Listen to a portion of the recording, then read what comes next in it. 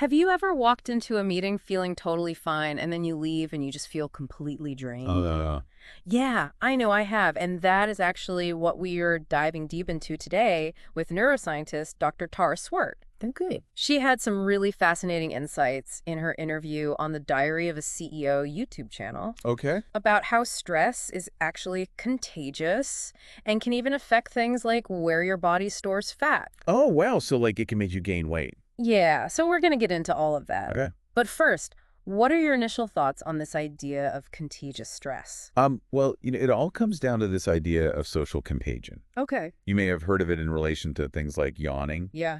but emotions and even physiological states can be transferred from one person to another. Really? Yeah, Dr. Swart drew a parallel between women's menstrual cycle syncing up Right. and the transfer of stress hormones. So you're saying just being around a stressed out person can actually raise my cortisol levels? Exactly. It's like invisible emotional wifey. That's wild. And just like those hormones that can sync cycles, cortisol, our main stress hormone, Right. can actually leak from one person to another Oh, wow. through their sweat. So if I'm a leader, my team is literally absorbing my stress. Absolutely. Wow. Dr. Swart really emphasized that a leader's stress has a ripple effect, Right. impacting everyone around them. So this is even more important for people in leadership positions to be aware of. Yeah, for sure. And it's not just a feeling either. Okay. This chronic stress can actually lead to stubborn belly fat, Really? the kind that's super hard to get rid of, even with diet and exercise. Oh, interesting. So it's not just about feeling stressed. It can have a real physical impact on you. Yes, exactly. But why Yeah. belly fat specifically?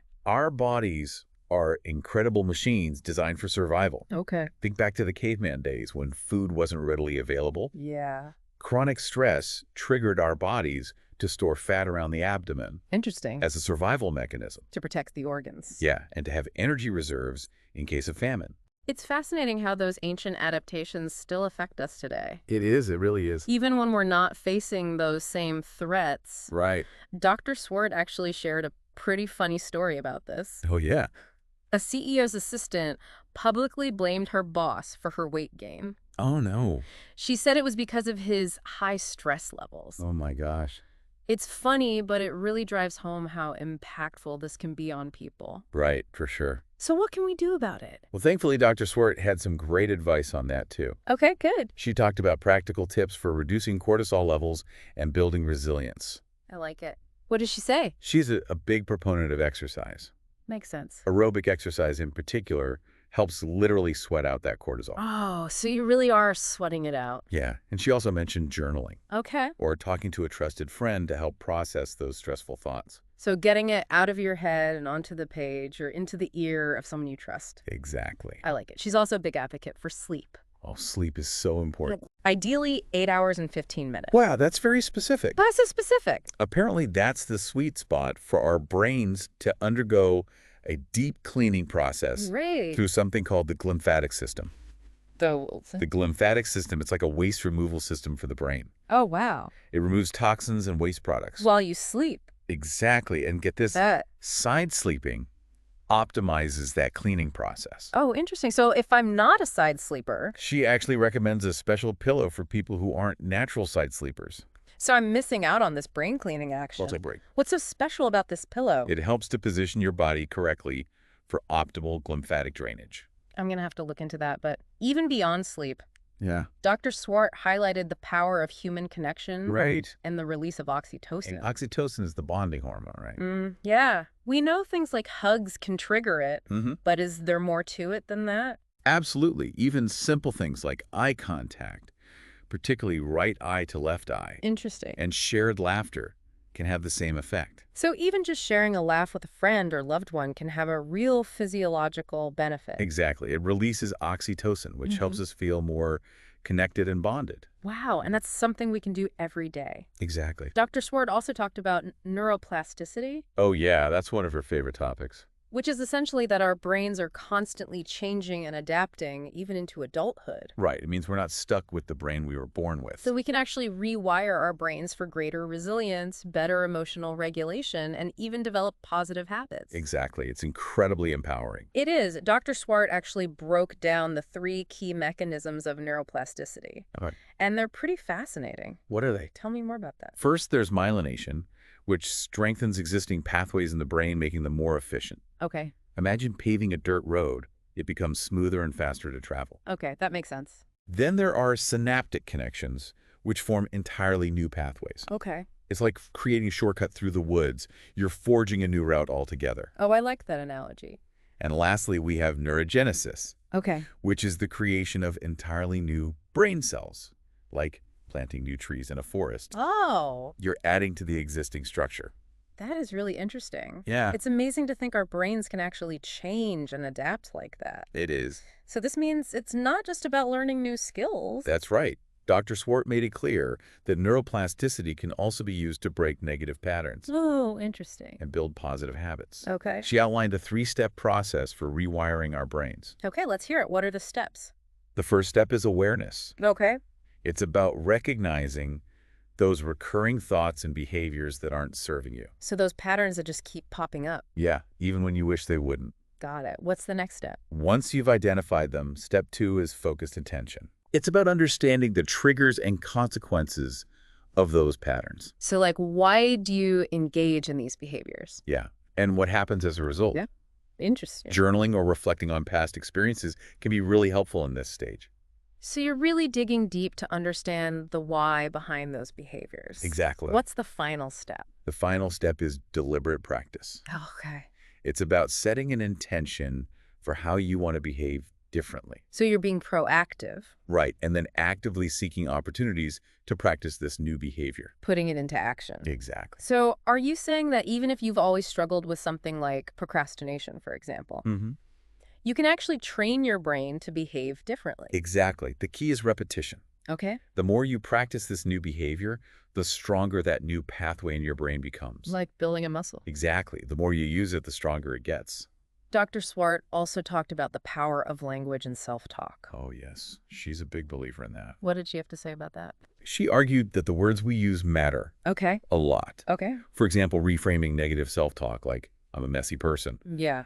with empowering language like, I choose to prioritize other things over tidying, Okay. can shift your mindset and behavior over time.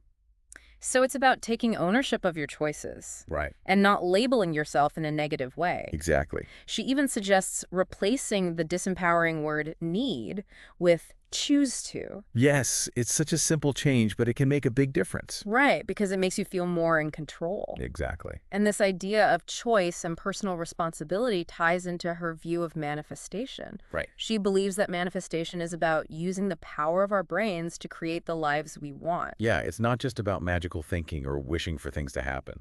It involves aligning our thoughts, beliefs, and actions. Right. And taking ownership of our choices. Exactly. She even encourages listeners to create action boards as visual reminders of their goals. I love that idea. But remember, action is key. And Visualization alone won't cut it. you have to put in the work. You have to take those steps towards your goals. Exactly. Manifestation is about aligning your actions with your desires. I like it. It's about becoming the person who is capable of achieving those goals. So it's not just about wishing for a certain outcome, it's about becoming the kind of person who naturally attracts that outcome. Exactly. It's about embodying the qualities and taking the actions that are aligned with your goals. It's about the journey as much as the destination. Exactly. And that journey of personal growth can be incredibly rewarding in itself. So what we are talking about here is not just about achieving specific goals, but also about becoming the best versions of ourselves. Yes, absolutely. It's about personal evolution and growth. And it's about recognizing that we have the power to shape our own reality. Through our thoughts, beliefs, and actions. I like it a lot. It's really exciting when you think about it. It is, and it all starts with understanding how our brains work Right. and then using that knowledge to our advantage. I'm really enjoying this conversation. Me too. It's fascinating. I think this is going to be a really insightful deep dive. I think so too. There's so much here to unpack and explore. Yeah, and so many practical takeaways that people can apply to their lives. And that's what we are all about here. Right. Making this information accessible and useful for everyone. So let's dive in. Let's do it. And that idea of choosing to create really ties back to something we touched on earlier. Okay. You know what Dr. Swart was saying about the challenges we face in the modern world? You mean how our society kind of makes it harder to truly connect Exactly. and be creative and feel good? Yeah, we're constantly bombarded with information and technology. It can feel really overwhelming. She talked about how so many of us live in these sterile, isolated environments, Right. glued to our screens, replacing real human connection with virtual substitutes. It's no wonder we're feeling more stressed, anxious, and disconnected than ever before. She actually used the term spiritual crisis Wow. to describe this disconnect. That's pretty intense. She thinks we've lost touch with that ancient wisdom and the practices that used to foster a sense of belonging and Okay. purpose and inner peace. Yeah, I've definitely felt that longing for something more, something deeper. It's like there's a piece missing. Exactly. And that's where Dr. Swart sees the potential for what she calls a spiritual revolution, Okay, a spiritual revolution. a chance to reclaim those lost practices and rediscover what truly nourishes our souls. So how do we do that? Well, she pointed to indigenous cultures as an example. Okay. They've long understood the importance of things like time and nature, creative expression, Right. and a sense of purpose that transcends the self. It's fascinating to think that those cultures readily accepted concepts like neurodiversity and gender fluidity that we seem to struggle with so much today. I know, right? It makes you wonder, what wisdom have we lost in our modern world, And how can we reclaim it? both for our own well-being and for future generations? That's a great question. It is. She also talked about building a tribe of like-minded people Yes. who support your growth and challenge you to be better. It makes me think about how important our social circle really is. It is. And remember, social contagion. Oh, you mean the cortisol sweat thing? Yeah. Well, it applies to positive emotions and behaviors too. So if I'm surrounded by kind and generous people, Exactly. I'm more likely to be kind and generous myself. Precisely. It creates a positive feedback loop where everyone is lifting each other up and encouraging growth. So we're not just absorbing each other's stress. Right. We can absorb positivity and good vibes, too. Exactly. That's a much nicer way to think about it.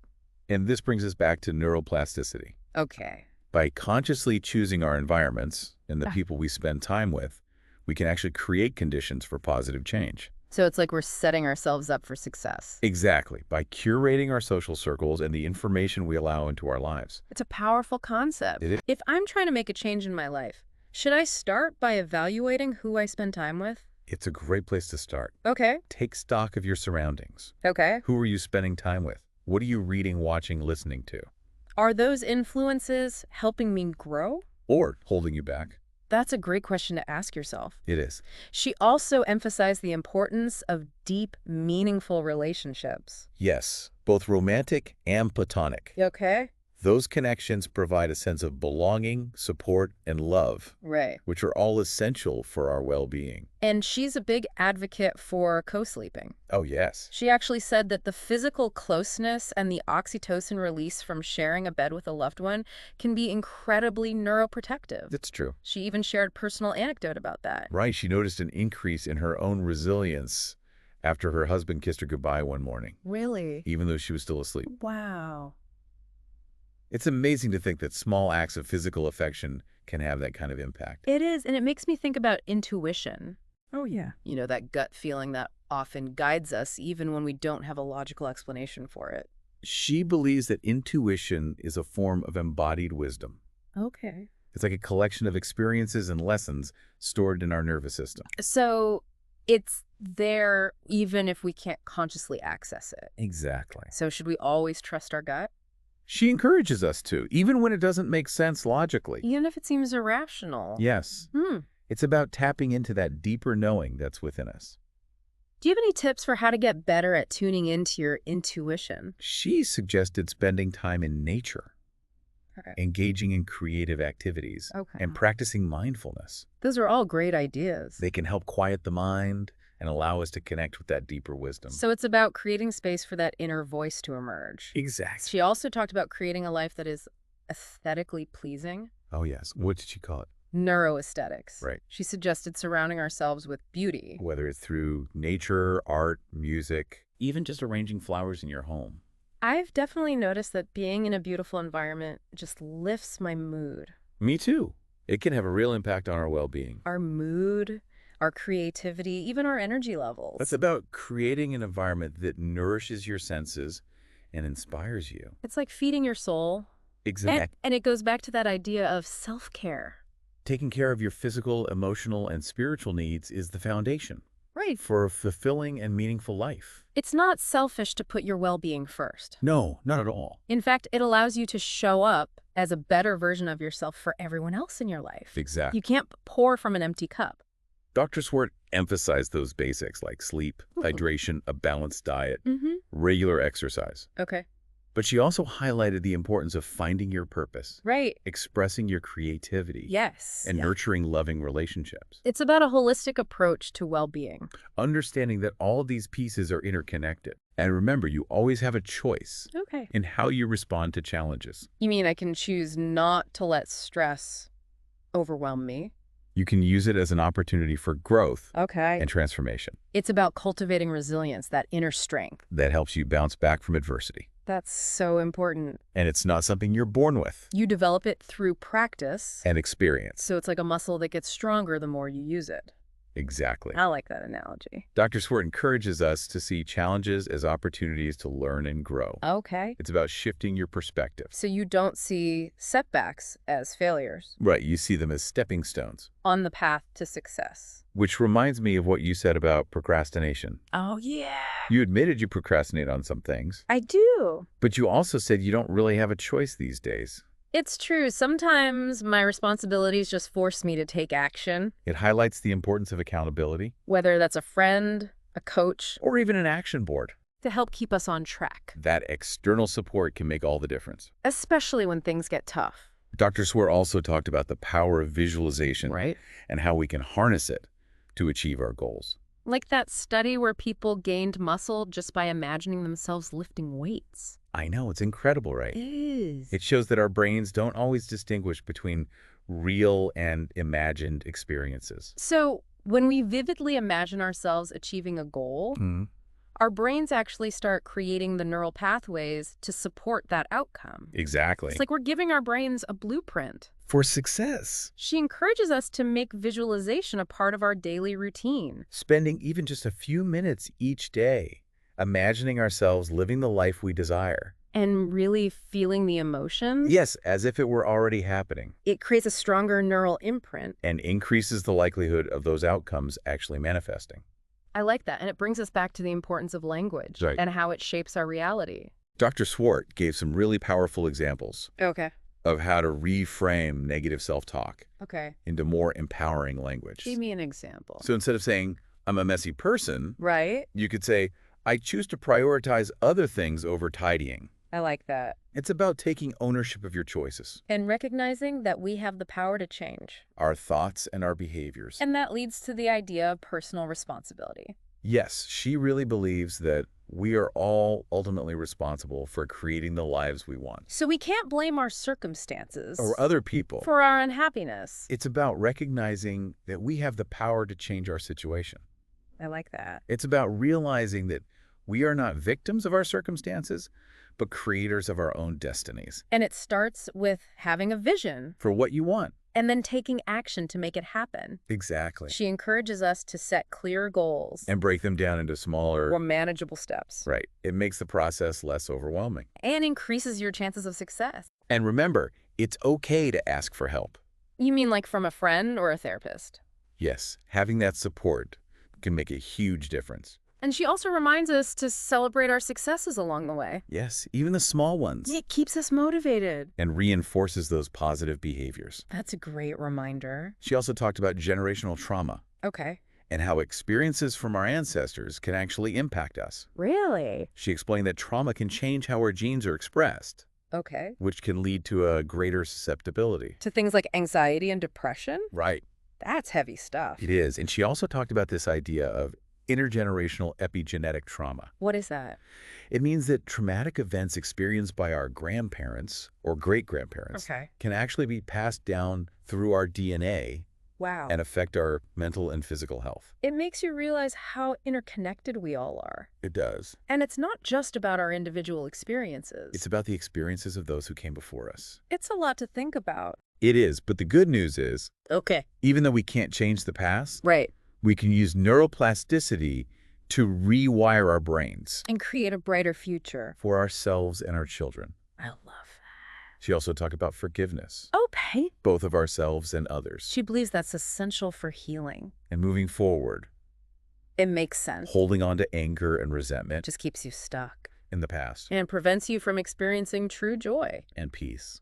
And speaking of things that can hold us back, we talked about the importance of being mindful of the language we use. Our words have power.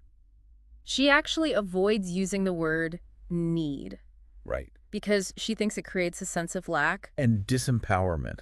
I've never thought about it that way. Instead of saying, I need this, She would say, I choose to, okay, or I want to, so you're framing it as a conscious choice. rather than an obligation, It's subtle. but powerful, It's about taking ownership of your choices. and recognizing your power to create change. She also encourages us to be mindful of the language we use when we talk about our bodies. Instead of saying things like, I'm fat, Or I'm ugly. focus on positive affirmations. Like I am strong. Or I am beautiful. It's about treating yourself with kindness, and compassion, recognizing that you are worthy of love and acceptance. just as you are. And she recommends using the same mindfulness when talking about your health, So instead of saying I'm sick or I have cancer, which can create a sense of helplessness. try saying I am healing. Or I am fighting this disease. It's about framing your experience in a more empowering way. And acknowledging that even in difficult circumstances, You still have power. to influence your well-being. She even encourages people to do this with their finances. So instead of I'm broke, Try saying I am abundant. or I'm attracting wealth into my life. Exactly. Wow, that's a whole new way of thinking about things. Dr. Swart's message is all about hope and empowerment, It's about recognizing the power of our minds and learning to use that power. to create the lives we want, It's about taking ownership cultivating positive emotions and surrounding ourselves with love. and support, It's about believing in ourselves. and our ability to create change. What did you think about what she said about pornography? That was really interesting. It's a sensitive topic. but an important one. She's concerned about how it can potentially distort our perceptions of intimacy Okay. and contribute to a disconnect between men and women in real-life relationships. Yeah, I've definitely seen that play out. She thinks it can create unrealistic expectations Right.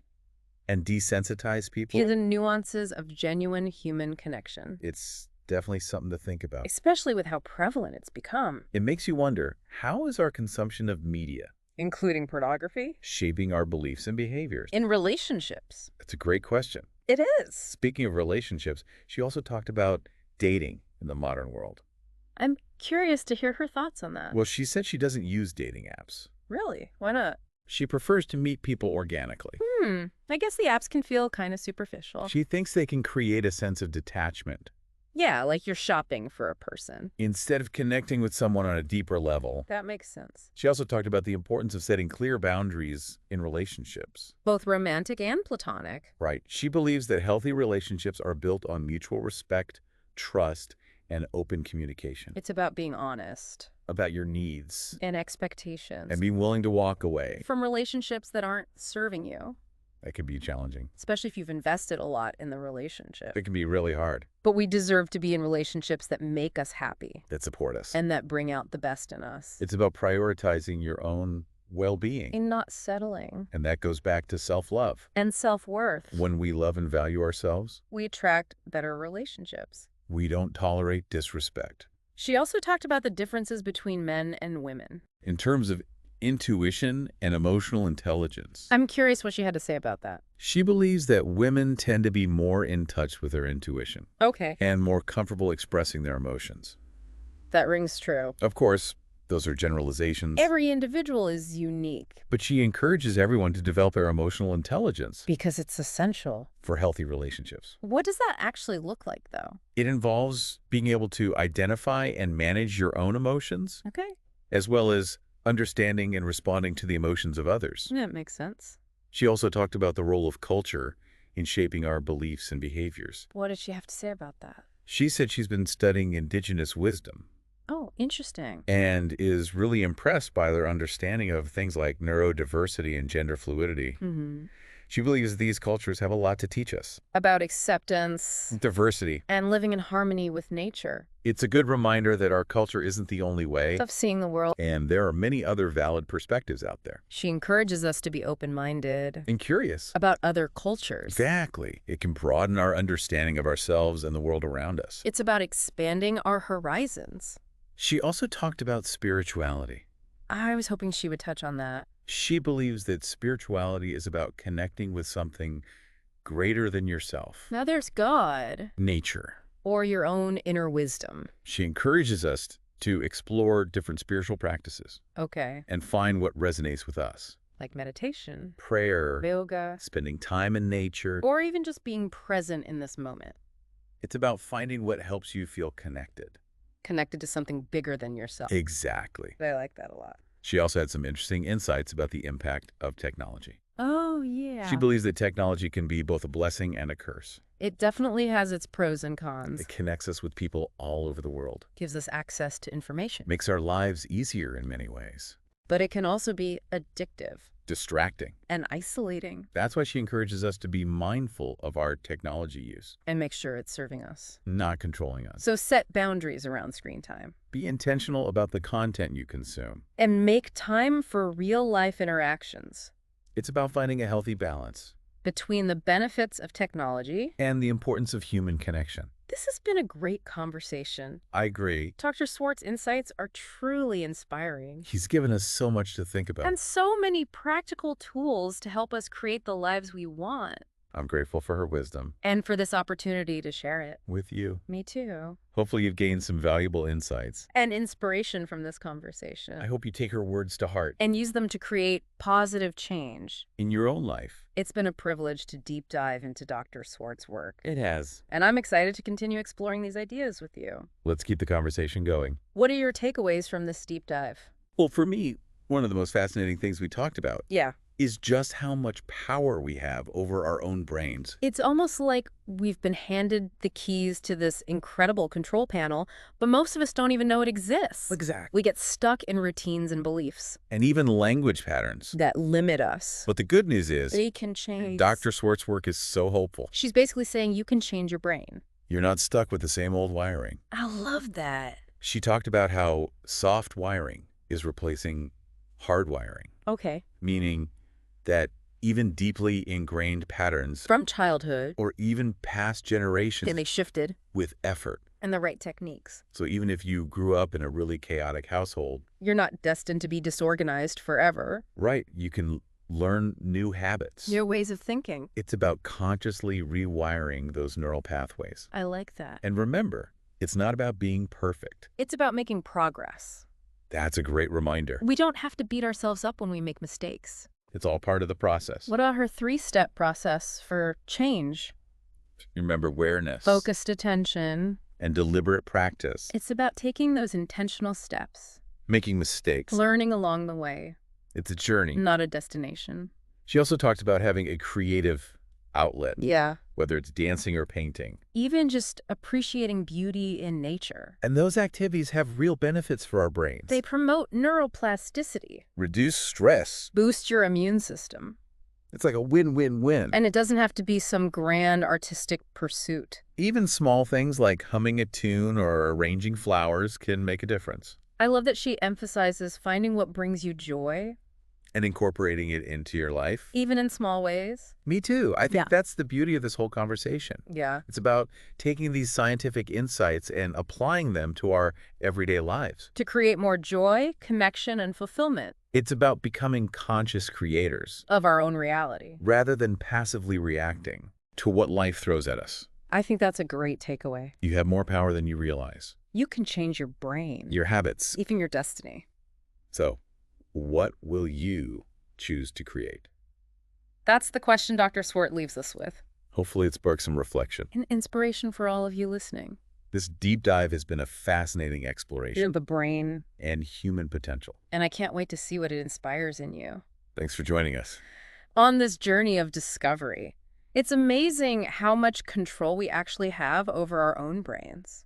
It really is. And how much potential there is for change. Yeah. It's not about overhauling your entire life all at once. Right. It's those small but consistent steps. In the right direction. Exactly.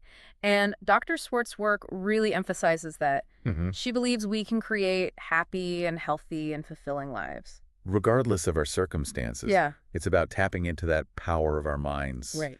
To create the reality we desire. So to wrap up this deep dive into Dr. Swart's insights, what were some of your biggest takeaways?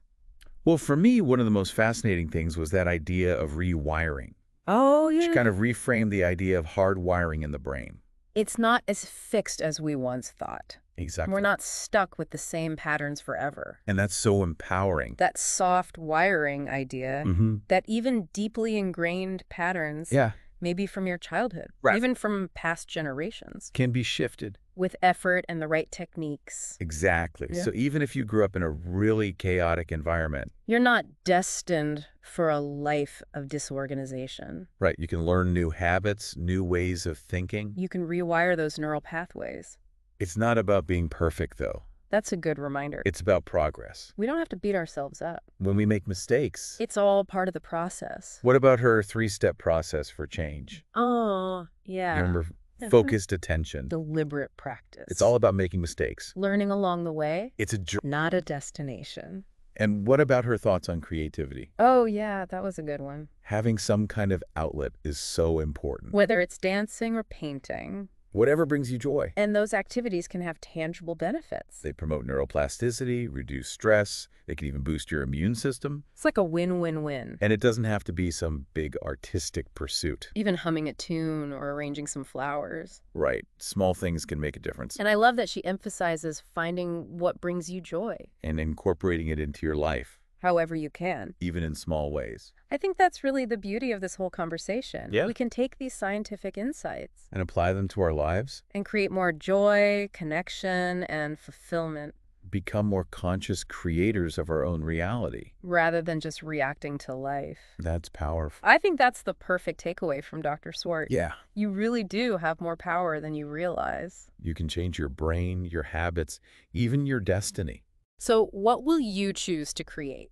That's the question she leaves us with. And I hope it sparks some reflection and inspiration for everyone listening. It's been a real pleasure unpacking all of this with you. Me too. And thanks for joining us for this deep dive into Dr. Swart's work. It's been a fascinating exploration of the brain and human potential. I can't wait to see what insights and actions it inspires in all of you. Thanks for joining us on this journey of discovery.